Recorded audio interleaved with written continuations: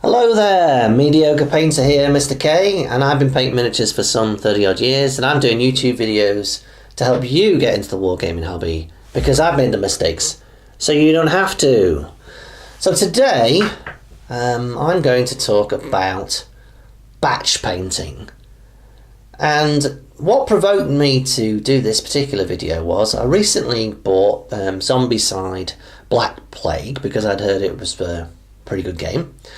And I realised that upon opening the game that there's a lot of miniatures here that are kind of very similar or the same, and there's loads and loads of zombies. I mean, it's hardly a big surprise, it being called Zombicide. And I realised that, oh wait a minute, I haven't done zombies really before in a bulk way, and I don't really have a good methodology for doing it. I'm going to have to put my head together and try and figure out exactly how I should go about doing this and painting these miniatures in a batch fashion. So what I'm trying to talk about here is really painting miniatures in the sort of the 50 to 100 to 150 sort of range. Not sort of like, squads of 10 at a time or whatever, as I've talked about before in my previous videos in terms of, improving quickly, and you can see examples of those over here. There you're sort of like doing maybe 10 miniatures at a time. You follow a simple method, you do the same prime, paint one colour, paint another colour, paint another colour, do the washes, do some highlights, do the details. Here I'm actually talking about really thinking to the nth degree how you can save time when you're painting your miniatures. Because if you're painting a horde army or a horde of zombies, you really have to think hard about how you can possibly save yourself any kind of step possible to ultimately save yourself a whole bunch of time. Obviously you want reasonable quality, so we don't want to let that slide. And also you probably have some rules that you probably have to meet as well if you're interested in competition playing, so maybe a 3-colour or a 4-colour rule. So what things do you really need to think about when you're doing this kind of thing? So I wrote some of these down so I can actually help myself when I was actually coming to do this video. You really need to consider your prime as being part of your base coats. So what do I mean by that? So just to give you an example, if you're painting skeletons, for example, you would typically base them in a colour that you're actually then subsequently going to use. So you might base them in a bone and then do a wash, a dry brush, and then pick out the details, and then you're kind of done. Similarly, fantasy dwarves, typically a lot of armour going on there, so you would probably base them in a black and then dry brush in a silver, pick out the face, the axe handles, things like that, and then finish up. Or you might decide to go silver then black wash, which is another way of doing armour in a satisfactory way. But in both cases you're using your prime as a base colour, and preferably a base colour that covers a good portion of the model if you can get away with it, but that's not always possible. The other thing that's worth considering as well is, when you've applied that base colour, can you then use washes instead of actual paints to give you the different colours on the actual model? So to give you an example of that, for example, we're talking about our zombies, and let's say zombies have got, like, they're wearing some kind of rags and they've got their skin, so maybe you base them like in a grey, and then maybe you use a black or a bluey wash or even a green wash on the skin, and then on their rags or whatever maybe you use a brown wash. That will save you a bunch of time because washes are kind of relatively easy to apply, they give you the shading straight away, etc. A little bit faster than basically putting a base coat on and then a wash, so you save yourself a step. That's not always possible to achieve satisfactory results that way, but these are the sorts of things you've got to think about. Next one's kind of obvious. Keep the number of colours to a bare minimum. So 3, 4 is what you really want to look for and try and do. In terms of highlighting, you really need to probably focus on dry brushing. That's what you want to do if you're highlighting, and then think about your dry brushing. Can you do an overall dry brush? So for example, if we go back and think about our skeletons again, base coat our skeletons in our flesh or a bone or even a white, we then do a wash, we then dry brush typically, and then we pick out the details. So we're using an all-around dry brush there. And the advantage of using an all-around dry brush though is you can be completely messy with it. You can just go all over the miniature. You don't have to be picky and choosy. You can get it done very quickly. So those are the things you've got to consider. But one of the other things that's frequently missed when it comes to sort of painting horde ranges is write down what your process is once you've sussed it out, and then see if you can refine it.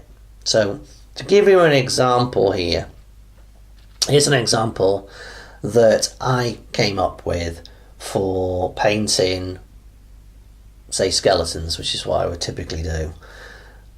I'm going to put my prime on, and then I'm going to do a wash, and then I'm going to do an overall dry brush, and then I'm going to pick out the details, and then probably I'm going to have to wash those details. So if it's things like maybe quivers in a holster, or it's the sword or things like that, I probably have to then subsequently do a wash on it in order to actually get it look right, otherwise it'll just be a solid colour. Now, if I really think about it, can my wash for that skeleton that I use on the bone be suitable for the details? Can it be suitable for the sword? Can it be suitable for the leather or whatever else that skeleton has on his body? And the chances are, yeah, probably work just fine. So I have to jiggle that process around a little bit. Probably what I need to do is prime, then pick out the details in the base colours, the brown and the silver, which is typically what you'll be doing, because you'll be picking brown for the strap and the leather, and silver for a sword or the tip of a bow and arrow or whatever it is. And then do an overall wash on that, and then do your dry brush. The only disadvantage with doing that, it's certainly there are advantages in the sense that it saves you a step. The only disadvantage is you do need to be more careful when you do your dry brush highlighting, because you're dry brushing typically on the actual body and the bone. You're not really dry brushing on the details. So, you've got to be a little bit more careful and a bit more precise when you do that dry brushing. You can't be so indiscriminate. But overall, that probably saves you a step and a significant amount of time when you multiply that by hundreds and hundreds of miniatures. The other thing as well is, once you've kind of done that, it's a good idea to do 1 or 2 test models to just try and work out which is the best methodology that produces the best results too. And just to prove it to yourself that you're perfectly happy with what you've actually written down, do a test model, have a quick check, results good, results not so good. Granted, I can't maybe skip a step here, maybe I can or maybe you can't. But it's always a good idea to do that. That one test model, granted that might hold you up a little bit, but proving it out on that test model will save yourself a bunch of time when you actually come to doing it for real. Now, of course, when you actually come to doing it for real, there are other shortcut steps that you can take. So, if you're priming, do you really want to prime hundreds and hundreds of miniatures with a brush? Probably not. You want to rattle can it, or if you've got the luxury of having an airbrush, then that's where an airbrush can really come into its own, and it's certainly a bit more precise than rattle canning. Rattle canning, you usually end up missing a few little bits here and there, and you have to touch it up with a brush. Anyway, one of the reasons why I'm not always so keen on the bulk methods because I end up having to touch up quite a lot of miniatures with a brush anyhow. The other thing is when it comes to the wash, if you are doing like an overall wash, is I've definitely seen people use what I would call the dip method, where they'll basically make up a part of the kind of wash that they're after. And the way I do my skeletons, for example, would be like 2 parts brown, 1 part black.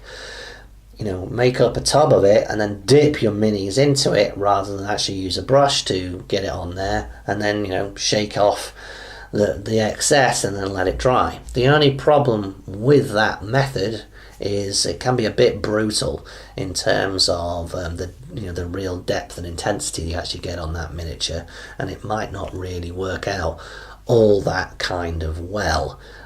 But that is another means to try and save yourself a little bit of time.